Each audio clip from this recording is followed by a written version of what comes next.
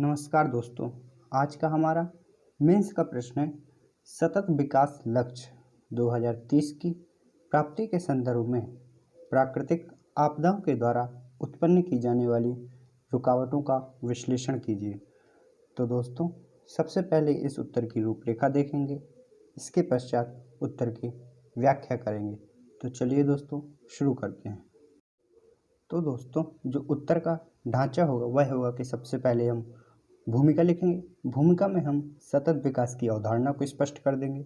इसके पश्चात सतत विकास लक्ष्य 2030 तथा प्राकृतिक आपदाओं द्वारा उत्पन्न बाधाएं, इनका संतुलन देखेंगे।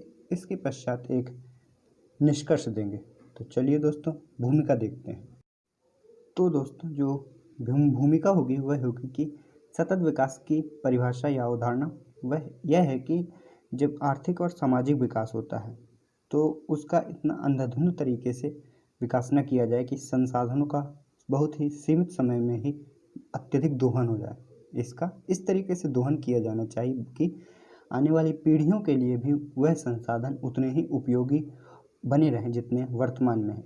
तो जो परिभाषा होगी वह इस प्रकार होगी कि ऐसा विकास जो आने वाली पीढ़ियों के हितों से समझौता किए बिना वर्तमान पीढ़ियों की आवश्यकताओं को संपन्न करता है, सतत विकास कहलाता है। इसके अंतर्गत सामाजिक आर्थिक विकास के साथ ही पर्यावरण संरक्षण पर भी ध्यान दिया जाता है। जो सतत विकास लक्ष्य हैं उन्हें 2015 में निर्धारित किया गया था और ये 17 लक्ष्य निर्धारित किए गए थे। तो इन लक्ष्यों को 2030 तक प्राप्त करना है। लेकिन जो प्राकृतिक आपदाएं होती हैं जैसे बाढ़, सूखा, चक्रवात, ये सतत विकास लक्ष्यों के प्राप्ति में बाधाएं उत्पन्न करते हैं, क्योंकि इससे यदि चक्रवात आता है तो जो तटीय क्षेत्र हैं वहाँ पे खाद्यान्न संकट उत्पन्न हो जाता है। बाढ़, सूखा उत्पन्न होती है तो तटीय क्षेत्रों के साथ साथ समतल मैदानी क्षेत्रों में भी इसी तरह का संकट उत्पन्न हो जाता है। तो प्राकृतिक आपदाएं सतत विकास लक्ष्यों को अन्य किस तरीके से प्रभावित करती हैं उन्हें देखते हैं। दोस्तों, जो प्राकृतिक आपदाएं जैसे बाढ़, सूखा, भूकंप, इनकी लगातार तीव्रता और बारंबारता बढ़ती जा रही है। इसके मुख्य कारणों में एक तो जलवायु परिवर्तन है और जलवायु परिवर्तन के पीछे भी कई प्राकृतिक एवं मानवीय कारक हैं। तो इन प्राकृतिक आपदाओं से जो सतत विकास लक्ष्यों की प्राप्ति में बाधाएं उत्पन्न होती हैं वह इस प्रकार है। जो पहला सतत विकास लक्ष्य है वह गरीबी को दूर करने से संबंधित है।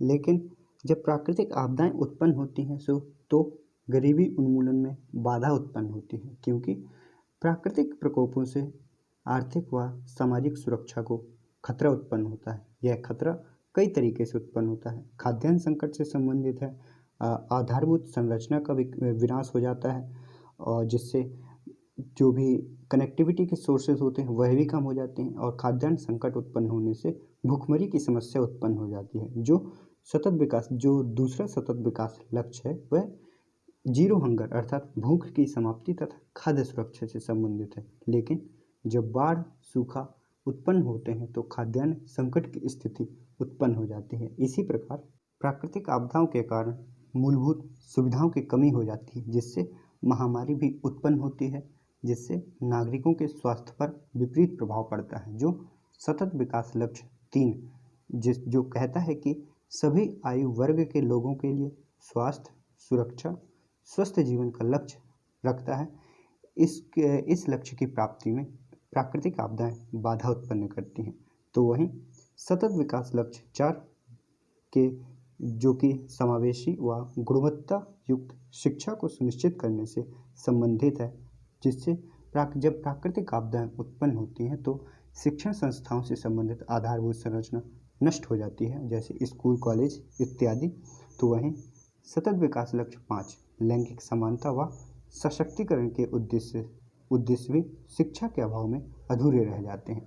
तो दोस्तों, सतत विकास लक्ष्य 4 और 5 भी प्राकृतिक आपदाओं से प्रभावित होते हैं। तो वहीं सतत विकास लक्ष्य 6 जो कहता है कि स्वच्छता व पानी की सतत उपलब्धता। लेकिन जब प्राकृतिक आपदाएं आती हैं, बाढ़, सूखा आते हैं तो जल संकट की स्थिति उत्पन्न होती है, जिससे पेयजल सुरक्षा की अनिश्चितता बन जाती है। तो वहीं सतत विकास लक्ष्य 8 पूर्ण व उत्पादक रोजगार के लक्ष्य प्राप्ति मतलब कि पूर्ण रोजगार को प्रदान करने से संबंधित है। लेकिन प्राकृतिक आपदाओं के कारण जब आधारभूत संरचना का विनाश हो जाता है तो कनेक्टिविटी का अभाव होता है और सरकार रोजगार की जगह अपने जो संसाधनों का नष्ट हुआ है उनको पुनः निर्माण में अपना राजस्व बढ़ा देती है, जिससे व्यक्ति व समाज के आय अर्जन की समस्या खड़ी हो जाती है। तो इस प्रकार प्राकृतिक आपदाएं सतत विकास लक्ष्यों की प्राप्ति को बहुआयामी तरीके से प्रभावित करती हैं। तो वहीं सतत विकास लक्ष्य 17 जो कि वह सतत विकास के लिए वैश्विक भागीदारी को पुनर्जीवित करने के अतिरिक्त कार्यान्वयन के साधनों को मजबूती प्रदान करने का लक्ष्य रखता है, जिसके अंतर्गत तकनीकी के प्रयोग से सरकारी सेवाओं को जनता तक पहुंचाने का लक्ष्य रखा गया है। किंतु यह लक्ष्य भी प्राकृतिक आपदाओं से अवरुद्ध होता है। हाल ही में दक्षिण भारत में आए तूफान वर्दा ने जीपीआरएस प्रणाली को ही रोक दिया, जिसके कारण डिजिटल लेन देनों में बाधा उत्पन्न हुई।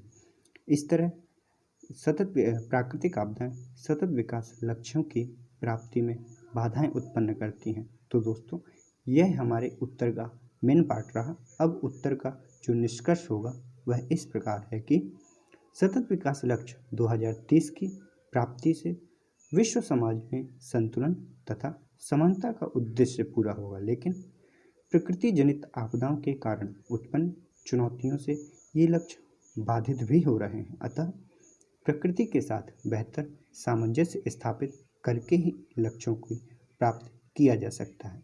इस प्रकार दोस्तों, आज का हमारा मेंस का उत्तर कंप्लीट होता है। आप इस उत्तर की पीडीएफ हमारे टेलीग्राम चैनल को ज्वाइन करके प्राप्त कर सकते हैं। धन्यवाद।